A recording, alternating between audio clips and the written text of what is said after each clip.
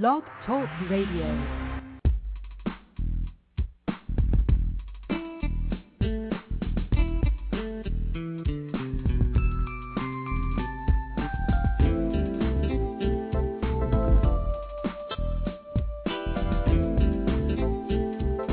Hi everyone, and welcome to Franchise Interviews, where we're asking the franchipreneur who owns one. I'm your host, Marty McDermott, with my co-host, Don Johnson. And if you've ever dreamed of owning your own business, then you've come to the right place. We have a great show today. We're meeting with Dan Burrell of the Jersey Mike Stubbs franchise opportunity. And Jersey Mike Stubbs goes all the way back to 1956, and that's coming up in segment 2 of Franchise Interviews. So stick around because we got a great show.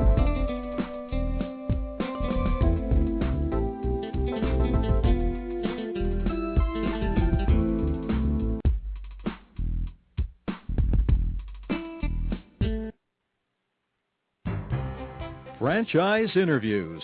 For over 2 years now, Franchise Interviews has been giving you an up-close, behind-the-scenes look at franchising and entrepreneurship. Through our website, franchiseinterviews.com, where you can hear and read interviews as well as get tips from some of the most successful sources in franchising. And our weekly franchise radio show, where each week you get to hear a new interview with franchisors, franchisees, franchise authors, experts, and attorneys. And our free franchise newsletter, which is a must-read for anyone looking to buy a franchise. And don't forget to listen to our podcast, Great Quotes in Franchising. For more information, go to franchiseinterviews.com or call us at 610-905-2919. That's 610-905-2919.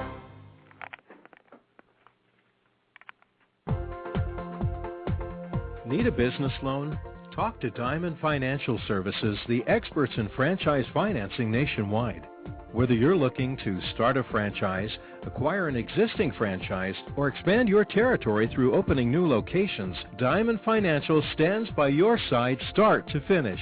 From pre-qualification to packaging and presenting your application to securing a financial commitment, and through the loan closing process, Diamond Financial is there. While you're waiting, thousands of others are making their financial dreams come true. Don't wait any longer. Pre-qualify now by completing a confidential, no-obligation financial analysis. Let's face it, traditional banks just aren't in the business of financing small business. At Diamond Financial, we specialize in securing franchise loans from $100,000 to $3 million and equipment leasing up to $150,000. Let us help you get started. Go to www.franchisefunding.net or call 877-508-2274. That's franchisefunding.net, 877-508-2274.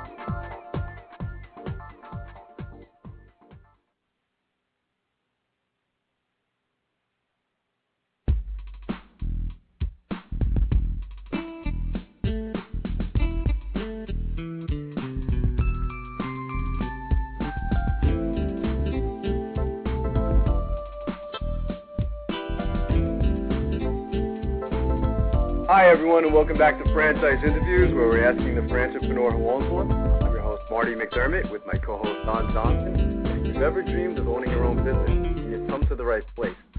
How you doing today, Don? Welcome back. Same to you, Marty. How are you? I'm doing fine. Good.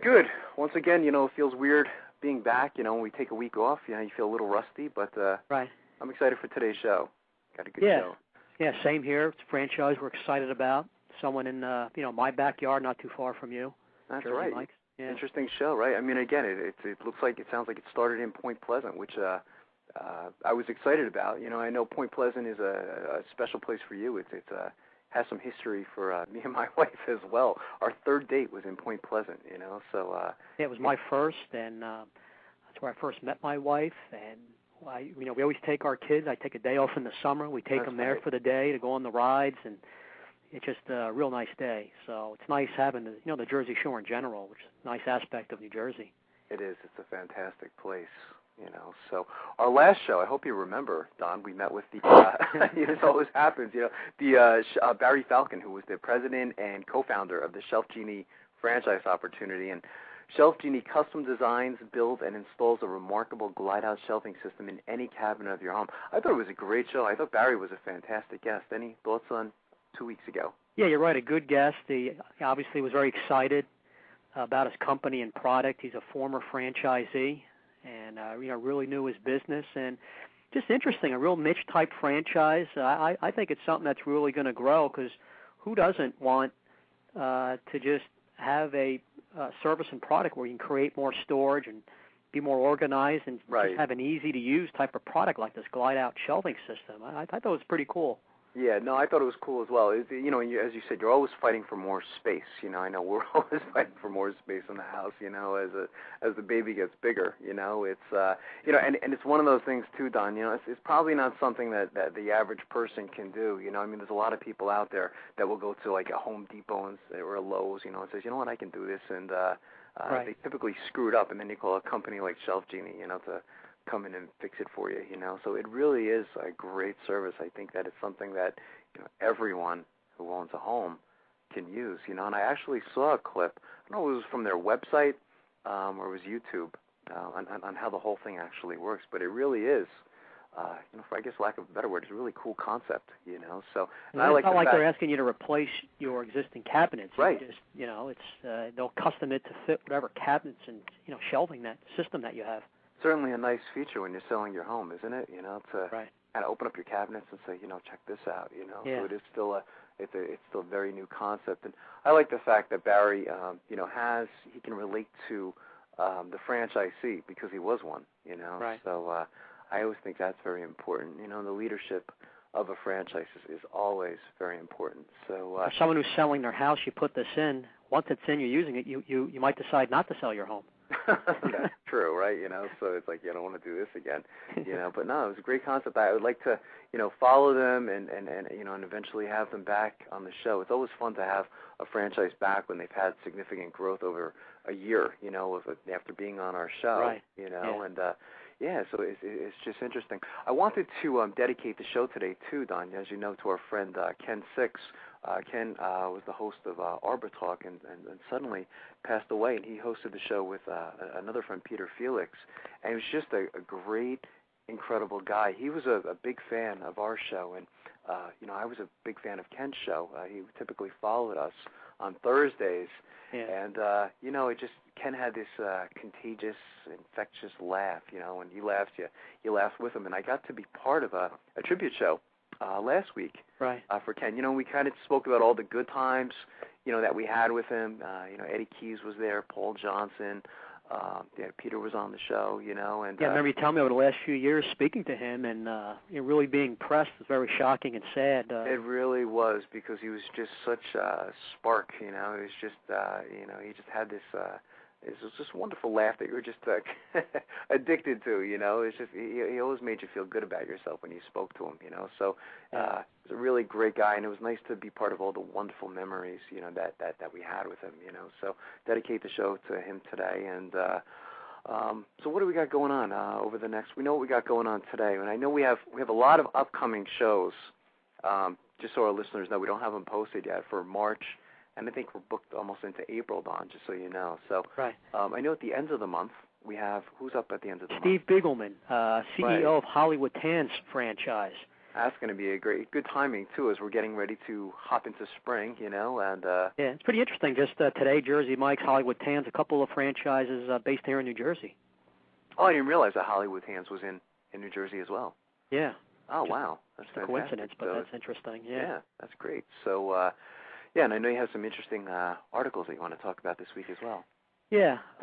First, just want to tell people about a few upcoming shows around the country. The Franchise and Business Opportunities Expo. There are shows, Marty, this weekend in Minneapolis, the Minneapolis Convention Center. Then February 21 and 22 in Columbus, Ohio. Early March is a show in San Jose. People wanting more information, go to usfranchiseexpos.com. All right, good. Here's something from American City and County. It says USCM forms franchising task force. It says many officials view franchises and small businesses as a key to economic recovery, and the Washington-based U.S. Conference of Mayors, I never heard of that before, Franchising and Small Business in Cities Task Force aims to educate city officials on ways to promote their growth. The task force held its first meeting during USCM's winter meeting last month, and task force members plan to attend the Washington-based IFA, which is going to be in San Diego next week, and I'll be there. Oh, wow. This franchise businesses provided more than 11 million jobs in 2007, said Trenton, New Jersey Mayor and past USCM President Douglas Palmer, who heads the task force. My goal is to help us mayors better understand the franchise business world and what it takes to get them started in our communities, Palmer wrote in an article aimed at encouraging mayors to join the task force. IFA President and CEO Matthew Shea hailed the task force as a sign that mayors value the economic output that franchise business contribute to local economies.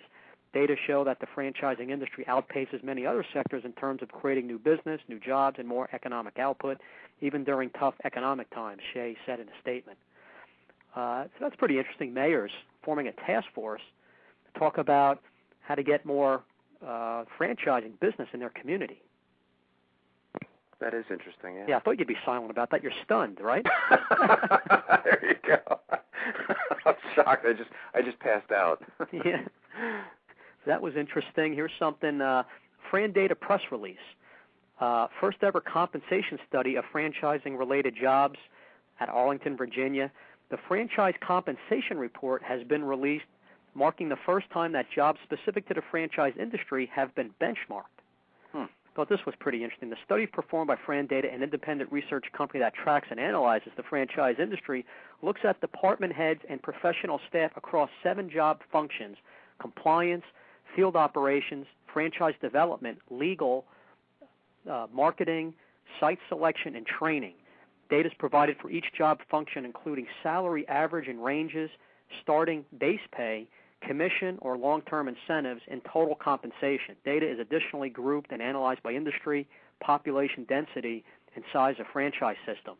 Goes on saying some of the key findings of the 91-page report includes franchising-related jobs in the table and full-service restaurant sector have the highest average base pay, total compensation for 70% of franchise development team managers includes commissions, and franchise systems with 500 or more units tend to pay the most on the average base pay level, which makes sense. I guess your largest franchise systems maybe pay the highest, right. In the industry, especially food. The report comes at a particularly helpful time for franchise systems, many of whom are reexamining their budgets. The HR being one of the most significant expense items for a company. It only makes sense to review salary along with all other areas of the budget, and now company leaders have a tool necessary to do so, explained Fran Data CEO Darrell Johnson.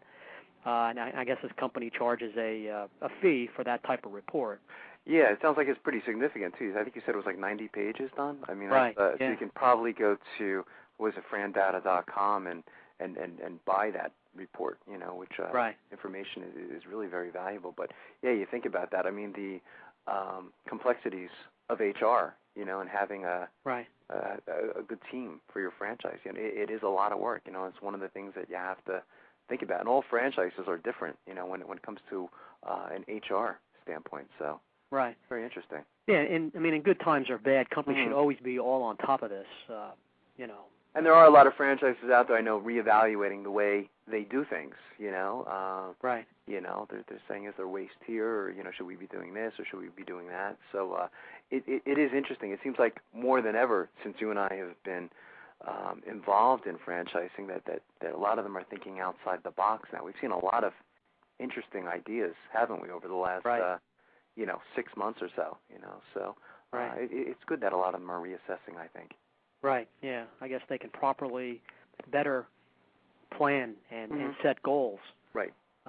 Fiscal goals for the year based on some of these reports. So I'm sure a lot of franchisors will take advantage of that. Here's something, Marty, QSR Magazine. Are you ready? The decision to tackle a second location is not to be taken lightly. And a question, it's kind of set up with a question here. How do I gauge whether or not I'm ready to open my second unit? And it goes on. It says, obviously, you've got to have capital. Capital is really important. Secondly, you need to be convinced as a franchisor And a good franchisee should also be convinced that from a managerial standpoint, the operator can take all his attention and focus it on a second facility and not lose anything in the first effort. Right. By losing anything, I mean any kind of edge or ground that he has gained in all areas, whether it's service, inventory control, cost percentages, or anything of that nature. It says many times franchisees build that second one thinking the first one was easy, the second one's going to be just as easy. They lose sight of all the really hard work that goes into it. I tell franchisees all the time, and this is Crystal, which is a food franchise CEO. Fred Exum offers guidance. He's the one answering this. He says, I tell franchisees all the time, you have to understand that when you build a second restaurant, it's not just a doubling of your job. It's about 110% increase of your job because now you've got logistics and time out of store that you didn't have before on top of another store. You're more dependent on your management. If you're a single unit operator, generally you can run the restaurant yourself, but when you open a second one, that becomes impossible. Therefore, you're more dependent on the individuals who work for you. That puts you in a position that you have not been in such a degree up until that point. Your speed of service needs to be consistent. Your operational brand assessment needs to be an acceptable level at the very minimum. It needs to be consistent, not just okay, it's great this month. Well, let's hurry up and do this before it goes back to when the norm, to what the norm has been lately. Staffing in particular management needs to be stable. Those are the three big areas to benchmark against. Right. It says operators need to be current with all their vendors and their royalties. They shouldn't push the envelope in the financing arena so far that the second restaurant causes them to live on the edge. They need a strong balance sheet. If you're going to open a second restaurant, what you really ought to have is two managers who think about the business and are responsible like an owner would be. The owner's not going to be there at either location as much, and he has to be at his one location. At best, he'll be at each one 50% of the time.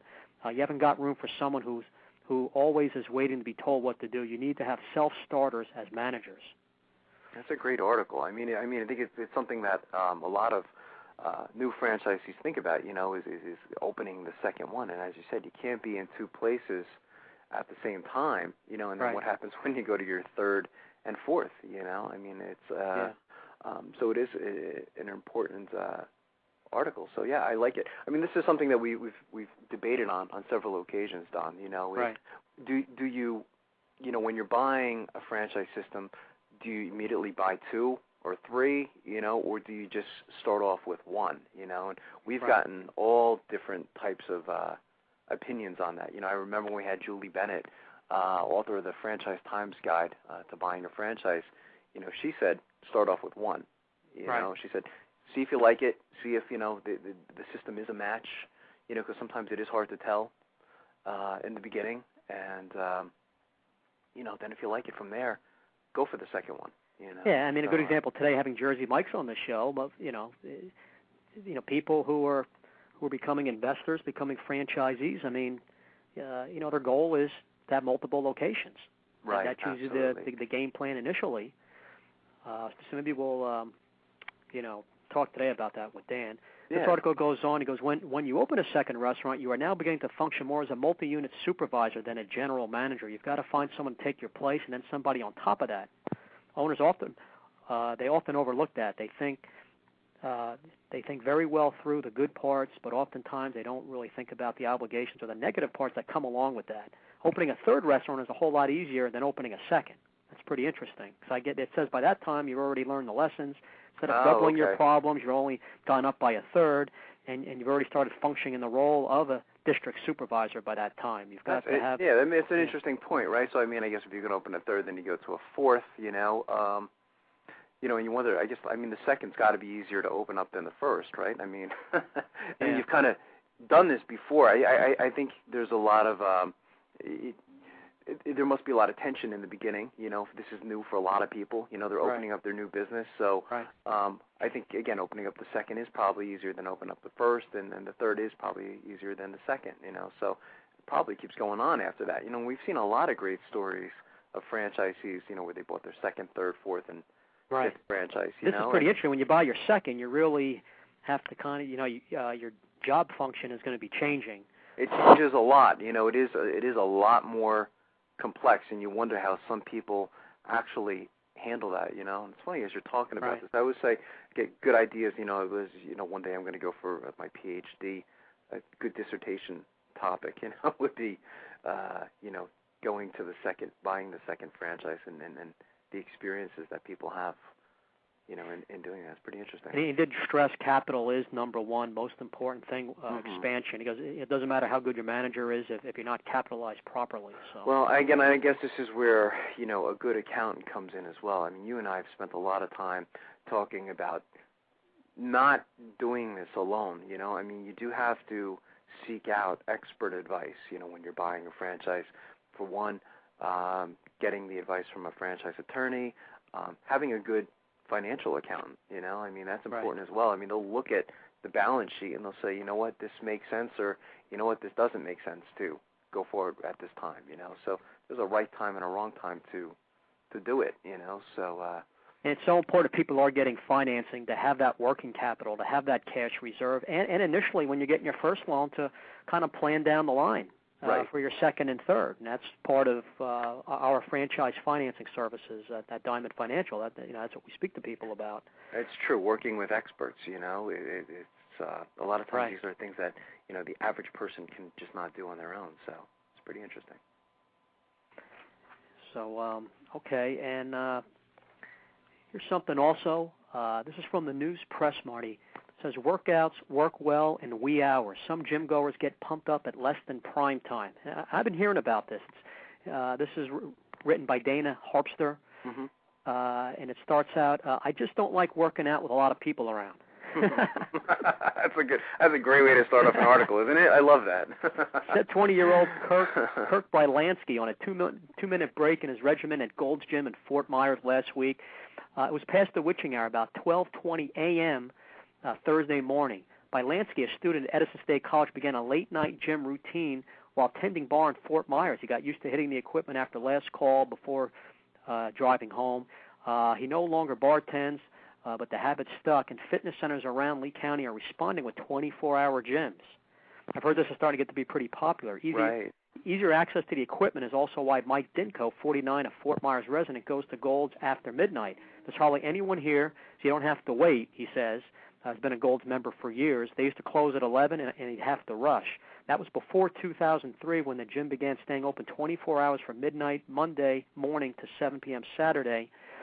And it goes on here. It says, from day one that the 24-hour change has been an unbelievable response, said Gold's Gym manager Matt Pell. We noticed right away that the late people had begun leaving at 11 were staying later, and the early morning people were coming in even early at 4 or 5.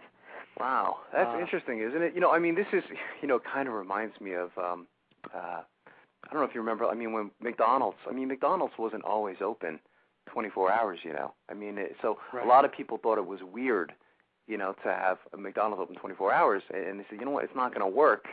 And sure enough, when they did it, you know, I mean, a lot of them they're busy at, you know, 2 a.m. and 3 a.m. So, I think it was interesting that they tried it, you know, and it looks like it is working. Because people are, and it seems like that it would be better for the club in general. So you're not condensing your hours where the place is more busy, and if it's crowded, you know, but people might not like that situation, get discouraged, and not come as much. But with off hours like that, you know, you'll spread out your customer base. People like it better going on their own time. And it goes on, there's another person here who bought the former Fitness Advantage Club down there and converted to a 24-hour Anytime Fitness franchise. Familiar with them, they're starting to really grow around the country. People used to come in at 5, would sit out in the parking lot and wait for someone to show up in the morning and then storm the doors. The newest local entry in the all-the-time market. The gym open as Anytime on Thanksgiving Day, and it looks like that place is doing pretty fine. So this is that's interesting. Pretty interesting trend. You know, it's a pretty big segment of franchising. A lot of these gyms, and I guess you have to look for the edge, the advantage. Thinking outside the box again, you know what I mean? I think the one, you know, benefit of you know, sometimes being in a recession is, you know, I thinking outside the box and coming up with new and great ideas, you know, and being more competitive, and that's, you know, that makes a lot of sense to me. So I think it's a great idea. You'll probably see a lot of the competitors follow, you know, suit, you know, doing the same thing now, you know, being open 24 hours and, But that's okay. That's great. Yeah, I wish I had more time to work out. Maybe if there's a place locally, possibly I'll start doing it as the kids get a little older. No, it's true. And again, I don't know if I can see myself working out at 2 a.m. or 3 a.m. But I work some pretty weird hours sometimes as well. As being an online college professor, I can work whenever I want. So yeah, I might think about it. If there was one close by. So kind of interesting. Here's also something, Marty. It's from the franchise profile section of Venturepreneur magazine. I like these little stories. It's titled "Dry Cleaned and Groomed for Success: Military Experience Grooms Marine Venturepreneur for Success as a Martinizing Dry Cleaning Franchise Owner." Mm-hmm. After a 13-year career as an artillery and finance officer in the U.S. Marine Corps, Captain George DeFazio transitioned out of the military in 1993 and within weeks began a full-time MBA program. While pursuing his degree, he began weighing his career options as he transitioned back into civilian life. DeFazio contemplated a corporate career, but was quickly turned off by the rigid hours and lack of creative freedom. He knew he wanted to start his own business. As a first-time entrepreneur, he didn't want to risk his life savings on an outcome that was largely uncertain. Right. Here's like a classic story. DeFazio looked at a variety of concepts and decided on Martinizing dry cleaning because of the quality, service, and incredible growth potential. When he opened his doors February 06, Pennsylvania, you ever heard of a place in McMurray, Pennsylvania? That's where he opened. His business was just a little over 1,700 square feet. By 2001, it expanded to 4,500 square feet, including more equipment and a tailor shop in order to accommodate the demand in the community.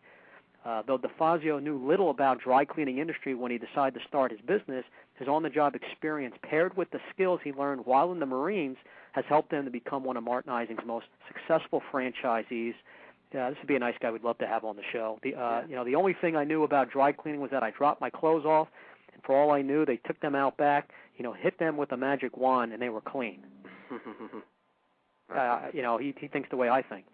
Now, after being in the business for nearly 12 years, I know there's much more to it than that. He says with a laugh, though entering the dry cleaning industry was a departure from anything I'd ever done. My military training helped me out more than I could have imagined. I learned that regardless of the situation, there's always a way to get the job done. They asked the magazine asked him a few questions.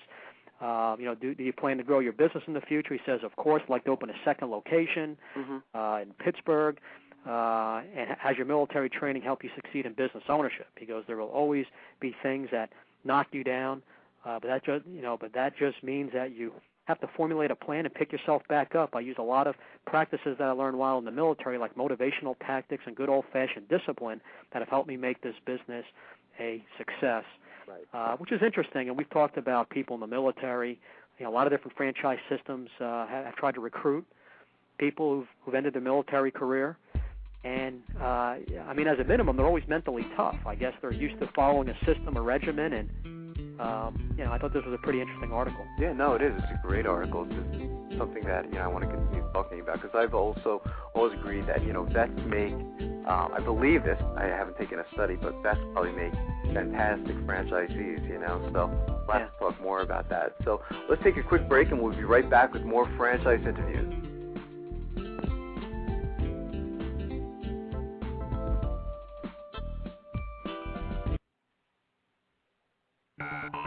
Franchise Interviews.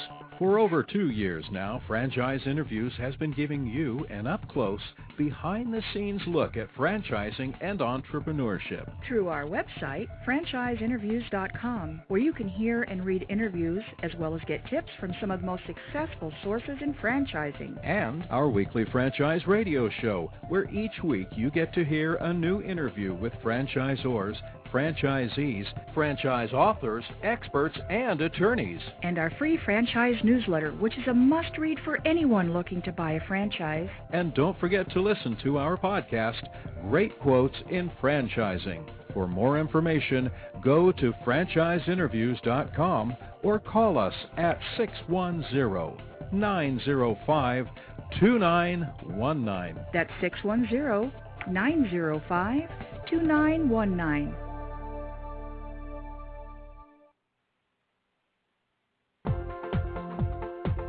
Need a business loan? Talk to Diamond Financial Services, the experts in franchise financing nationwide. Whether you're looking to start a franchise, acquire an existing franchise, or expand your territory through opening new locations, Diamond Financial stands by your side start to finish. From pre-qualification to packaging and presenting your application to securing a financial commitment and through the loan closing process, Diamond Financial is there.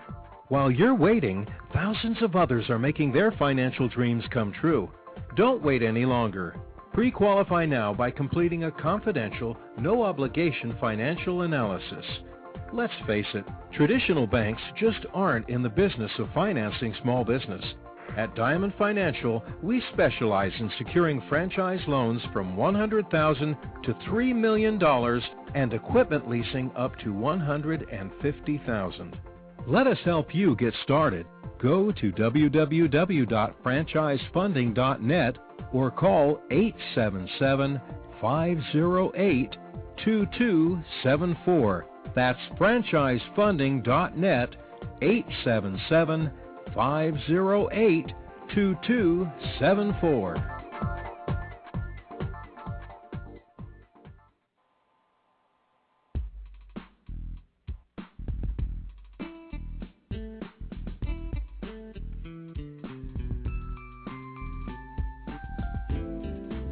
Hi, everyone, and welcome back to Franchise Interviews, where we're asking the franchipreneur who owns one. I'm your host, Marty McDermott, with my co-host, Don Johnson.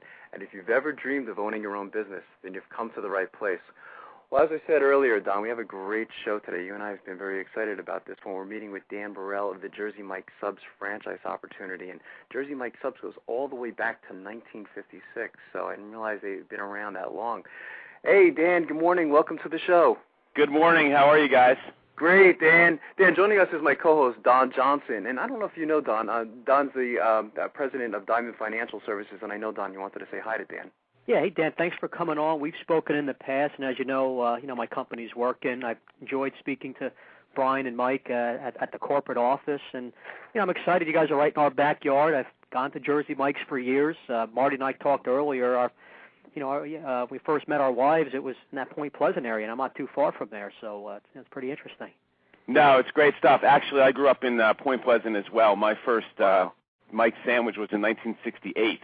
Wow. So, I got some history. It's very cool stuff. And the Jersey Shore is really unique, and what one of the coolest things about our franchise, not comparing everybody else, but ours, is there's some real history there. There's the Jersey Shore, and it's in everything that we do.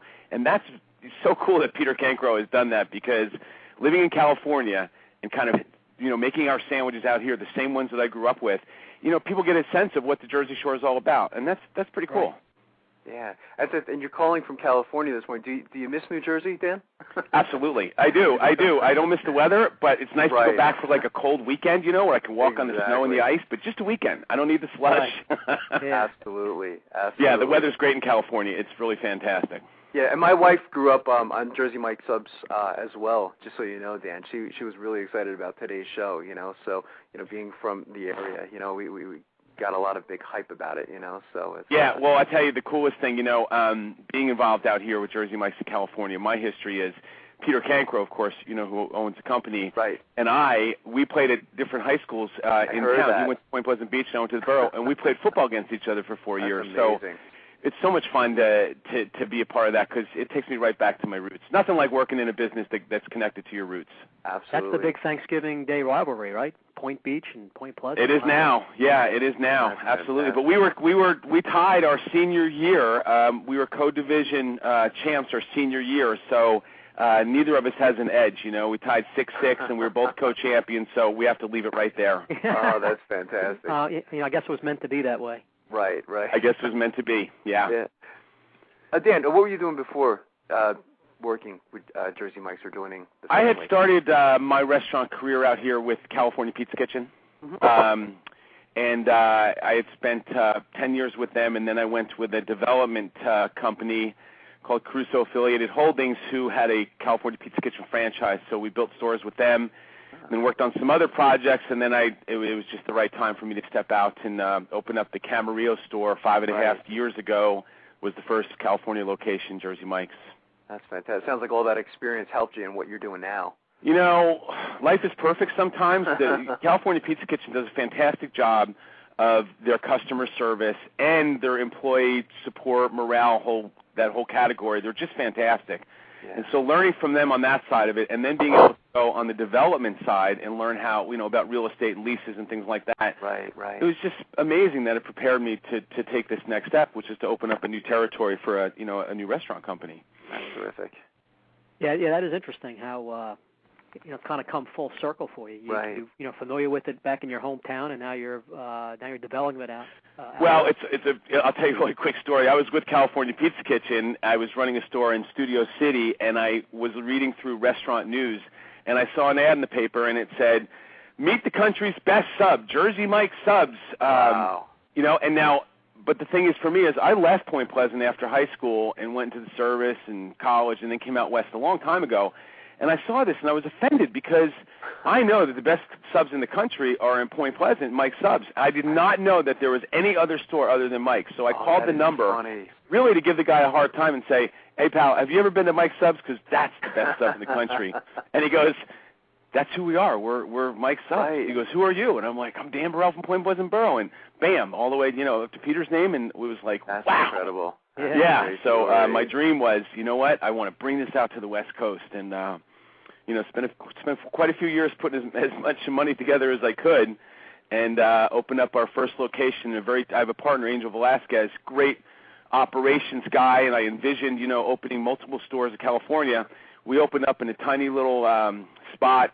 You could hardly see it. You kind of had to be a Boy Scout to find this location. Everybody thought I was an idiot, but I always felt, really strong about the product, that there's no other sandwich out there that can compare to this when you have it Mike's Way and you do it, that number 13 Mike's Way. So this out-of-the-way spot, this hole in the wall, we gave this great Jersey Mike service. We made the sandwich the way it was supposed to be, and we took this little location, 1,200 square feet in the C-Center, and turned it into a very, very big store.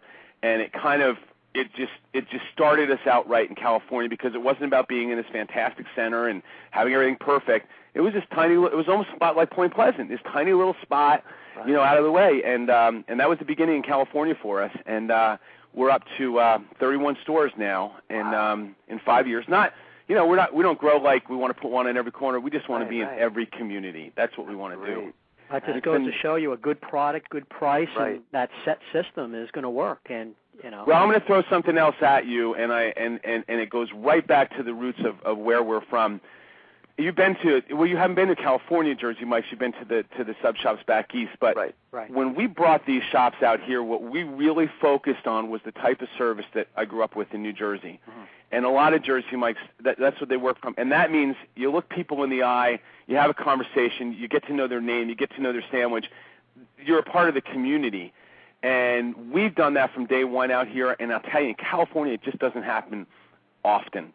And people are excited about our product, but they're more excited about walking in and getting recognized and having their little kid get a free cookie, because we do that for everybody under 10. Right. We know their schools, we support their teams. It's the way it's done in New Jersey, and there's something grounding about it doing out in here in California, because it really works well. And a lot of we have done so much out here for the community. It's just great. So there's a different style of service that we bring, and it adds to not to our product, but people really enjoy that back home kind of in your face. How are you? Hey, what's up, bud? Hey, you look great today. That sort of fun atmosphere. Yes, and you notice it immediately. Energy. A lot of our customers call it energy. They walk in and they feel an energy in the restaurants. Right. Fantastic. And that makes it rewarding for everybody. It's easier to work and to slice, for 7 or 8 hours when you're having a blast with your customers. And your kids, your 14, 15, 16-year-olds, today's kids learn a skill of being able to look someone in the eye and say hello and make conversation that's going to help them for many, many years to come. They might be future franchisees, those teenagers working the stores. You know what? They may be future franchisees. They may end up being an attorney someday. They may interview for a school and get in because they had a personality and they're able to use it. And so it's a tool that I really enjoy, and we all really enjoy teaching these kids that they can use forever. Talk a little bit more, Dan, about the history. We know it started in 1956 in Point Pleasant. When, what happened from there? When did the company start franchising? Peter Cankro was a junior in high school. In the end of his junior year, he surprised at least us on the borough side by doing a deal with the bank and his football coach and purchasing the store and owning it, at the end of between his junior and senior year. And it was very funny because it was like, what, he did what? what about being a kid? Right. And so he owned his own store, and then I think it was 1984 they started adding other stores, started franchising and growing, and over the years, North Carolina was a very big state. A lot of people from Jersey went down to North Carolina, and they would order subs and have them sent to them on dry ice because you just had to have the right sub. And and then my involvement 5.5 years ago. We're up to 380 stores right now, and we're on a path to have over 1,000 stores in 5 years. And I believe that's pretty conservative. We're again, it's we don't push like let's open stores. We find the right people to work with, the right franchisee, we have a different type of franchisee in our stores, and so finding them and matching them up with the right community that's how we grow. Yeah, a lot of times we compare it on the show, Dan, to like a marriage, and it's just so important to have the perfect match between the franchisor and the franchisee. So I think that's great. You guys do that. Well, and out here in California, it's been important to me from day one that our representatives, our franchisees, are have that heart. They can talk to people. They have that personality. Right. Not just the first 10 people that walk in the door, but 10,000 people later in their 7th or 8th year. That they still have that same energy and enthusiasm. So we put them through a lot. We interview. It takes a month or two at least, but we're going to have them work in the store. We're going to have them go out and do some research. I'm going to really get to know them. There's a lot of successful people that come in that want to do franchises with Jersey Mike's out here in California, but because they've been successful in another business doesn't mean that they're the right fit to work in a restaurant. And truthfully, I want them to be happy too. I don't want to turn around in a year and have them look at me and go, "What the hell did I get myself into?" Like you guys date a little. Yeah, we had a guest on the show a couple of weeks ago. He said he wants the franchisor and franchisee to date a little before they make an agreement. It's almost you bet. If they're going to work and they're going to volunteer to work in the store for 3 days in a row, maybe 7 or 8 hours a day, and they're going to do the menial tasks like wipe down tables and chat with guests and things like that. If they can do that and they can walk out of there and they can say, "I had a blast. That was great. Exactly. I got the right person." They come back and go, "Boy, that's a long day. I didn't know what to do with myself." Then I don't have the right person. It makes a big difference to work in the store a little bit. That's great. I think in general, I like the Jersey Mike's approach to growth, Dan. I think that's great, where you're being a little more selective, slower growth, making sure that franchisee is taken care of, because obviously that person is going to want to grow himself and have the proper territory and make this a career and be passionate and like what they do and and don't have that turnover. You bet. And what's really neat about my area as well is I have about 4 franchisees that have multiple stores right now in the last 5 years, and that's going to grow. We just opened up in Westwood, right next to UCLA. And to top it all off, the real estate has become so much better in the last couple of months than it was for the last couple of years, that we're the A player. Jersey Mike's is the A player out here in California. Before 4 years ago, I had to try to convince people that we were more than a one store shop. Right. Now they're coming for us. The developers and the real estate people, they all want Jersey Mike's in their centers because the competition has been all over the place, and we're completely different. So that's fun. Yeah, and then the what real a great position to be in. Not only that, but now it's a buyer's market, I guess, for the lease negotiation. You're in the driver's seat on that, with just what's been going around with the economy. So that's a great aspect too for the new franchisee coming into the system. It certainly is. It really, really is. And our stores, do very, very well, and we're very pleased with how things are going in California, and also our clientele is very devoted. We're a destination restaurant out here, and that's a dream for even some of the big guys, the big sit-down restaurants. You want to be a destination restaurant. Every store of ours has a story of someone driving, 10 or 15 miles to go get a sandwich and drive back home again. It's just really beautiful right now, and the real estate market is, I haven't seen it like this, and we're getting deals from landlords that are just fantastic. So it's a good way to go right now. Yeah, that's good to hear. There are some benefits sometimes, I guess, of the economy. Well, you don't feel like you're cashing in on anyone, and everyone else being down a little bit, but what you do is you focus on what you do well, and you just keep, pointing forward. My belief is there's enough for everyone out there, but there's certainly a place for Jersey Mike's, in the right communities. We're going to do well in the middle to upper incomes because those are the people not necessarily totally affected by this market, but they're not after the fast food price, the $1.09 or the big $4.99, $5 line right now that all the other people are doing. We're not there. We're a totally different sandwich. Dan, describe the Jersey Mike's franchise system when you're describing it to a potential franchisee. You did a little bit before, where it becomes kind of like a gathering place and friends, but maybe how do you describe it to a potential investor? As far as owning a franchise? Yes. What's really important for us is that the franchise owner is an operator. We want that person to operate that restaurant. If there's going to be an investor that's going to come in, and he also is very excited about Jersey Mike's, and we feel that that's the right kind of guy, he's going to have to show us who his operator is, and we're really going to want to see that operator is involved in the restaurant 100%. In other words, they could be a partner or something like that would be really good. That's important for us because we don't want someone to walk in, do a 3-store deal, throw a couple managers in the store, and look to open other stores and forget what we're about from the beginning. So out here, when I have people that are interested in doing multiple operations, we want them to start with one store. We want them to operate that store for a couple months so they really get it and they really understand it because, if they're training their managers, if they're training supervisors to carry that on, we want them working in the store with them. And then when they open that second store, they've already created someone that's going to run that first store just like they did, just like they were there, just like they were an owner. After that, they can grow. But what's really crucial is the training that we do, and there's really not many companies that train like this. Our franchisees are going to spend 360 hours in the store. So that's 6, 7, 8 weeks of full-time in-store training. They can't work a job. They're going to have to let go of their job. We do it when they're in construction, and by the time that they get out of that 360-hour training period, they can probably run any store in California from the number 1 store to the number 30 store in sales. Because they get it over and over again, and they've worked every position. They slice, they sprinkle, they understand the oil and vinegar. We go through human resources. We do everything. I know there's companies out there that, you get a 15-day training program and a VCS tape, VHS tape or whatever, and you throw it in there, and that's your training program. And this works well for us because we get fully trained people. The support that we give is right from the beginning. We're going to help with site selection. We're going to help with working on your letter of intent. We're going to approve every site. We, in most of our areas, have architects and contractors that we worked with multiple times.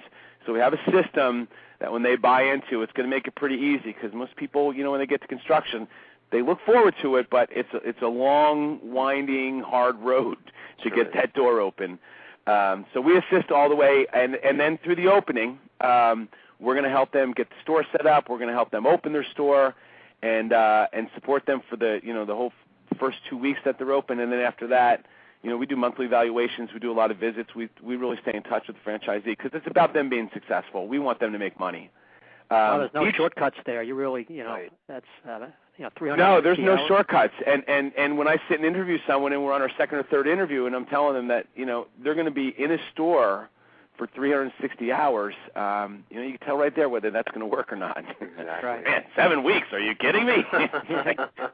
I'm 42 years old, and I'm going to train for 7 weeks in a row. How much can there be to making a sandwich? Right. That's a great question. How much work can there be to make a sandwich? Well, our sandwiches are simple. I mean, it's all fresh. It's all sliced fresh. It's not that difficult. We don't have a ton of ingredients on our line. All kinds of sauces. We're all about oil and vinegar. Right. Onion, lettuce, and tomato and oregano. That's what we're about in our fresh cut cold cuts. And people are really surprised that they're going to be in there for 360 hours. But boy, it's well worth it. And we have fantastic franchisees. I mean, we really have terrific franchisees. So it's the details that separate the stronger franchise. It is, and the ongoing training. What Jersey Mike's has done really well is they continue to bring people back, franchisees that have been in the system for a year, 2 years, 10 years, and do a back to basics program. And John Hughes is our training director, and he does a back to basics where, let's just start talking about oil and vinegar. Okay, I've made 8,000 sandwiches. Why should I talk about oil and vinegar? Because that's what's important is they get the right amount of oil and vinegar. That's the sandwich. You've had the sandwich. That's the hook. It's like a drug. You have that onion, lettuce, tomato, oil, vinegar, oregano. you know, every couple of days you think about I gotta have something. What is it? And it's that oil and vinegar. I mean, I've been doing that my whole life. So it doesn't seem complicated, but to get it right over and over and over again, you're right. You got to pay attention to the details. Trading's crucial.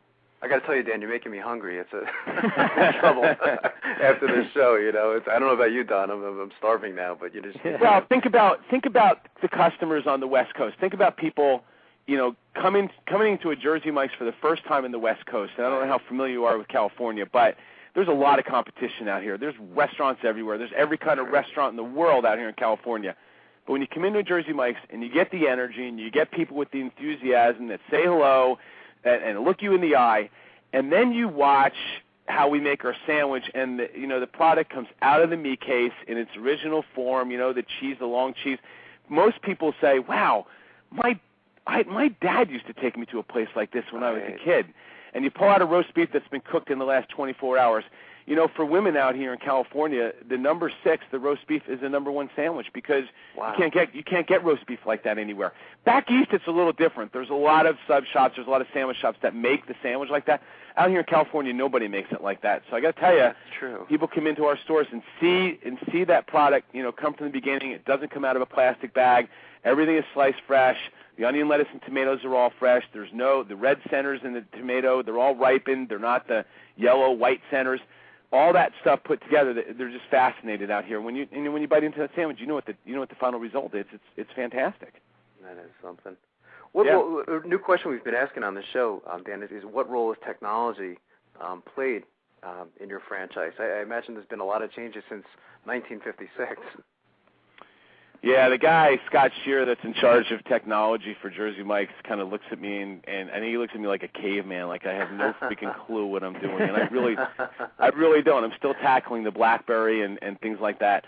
But I do know that in moving forward right now, the direction that we're going is we are really going to be part of the Facebook, and we're going to be part of the MySpace, because we have this cultish following. Someone sent me in my email, you know, join the Jersey Mike's Facebook club, and it was started by some customer because it's a Jersey Mike's fan club or something.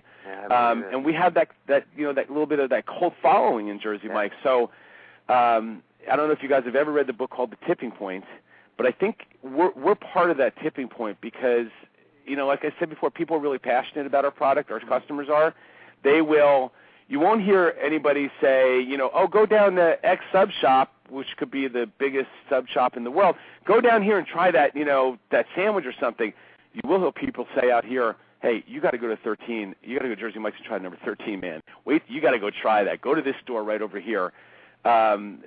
So we have that cultish following, and part of it's going to be on Facebook, and part of it's going to be, you know, with email clubs that we have going, and you know, the technology part of it is unbelievable. The reporting now, within 15 minutes, I have 31 stores. I can see everyone's sales within 15 minutes. Wow. And in the 8 stores that I own, I can pull the store up on a camera at the same time. That's fantastic. It is fantastic, and it's a new way. It's a new way of managing. You know, because we can use those cameras for going back and, you know, with customer issues and training people on how they handle the situation. You know, I got a guy that ran into a store one time and grabbed a tip jar and ran out. You know, they caught the guy down the street. The police caught the guy down the street because we had the camera and everything, and we called the police, and they had the evidence, and you know, it's fantastic technology right now. Plus the online ordering. Wow. We're rolling that out with our company. You sit at your office. You got 15 people in your office. Everybody's going to have lunch at Jersey Mike's. All 15 people jump on their own computer and just add to the order. It gets sent over to Jersey Mike's. Someone goes and picks it up at 12:30. It's all ready, names on it, the whole thing, and take it home. It's fantastic. Yeah, a lot of with changes. a cash type business, it's nice to have that technology cut down on theft. I mean, you know, that's pretty big. I would imagine. Yeah, well, you know, for any franchise in any business, you know, sometimes what they don't understand in the beginning is how to control your costs. It runs away from you in the beginning, and all of this, you know, in our business, food costs and labor are really essential, and you have to control your costs in a franchise, especially when you first start out, because we do pretty well when we first start out because of the type of promotion and opening that we do. We get real involved in the community. We do $1 sandwiches for the first 5 days when you bring a coupon in, and that dollar goes to a local charity, and that's how we open all of our stores.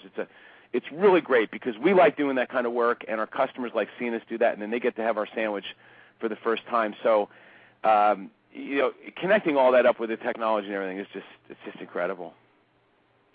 How big is the industry, Dan? Are there any numbers? I know you're dealing in a pretty huge industry.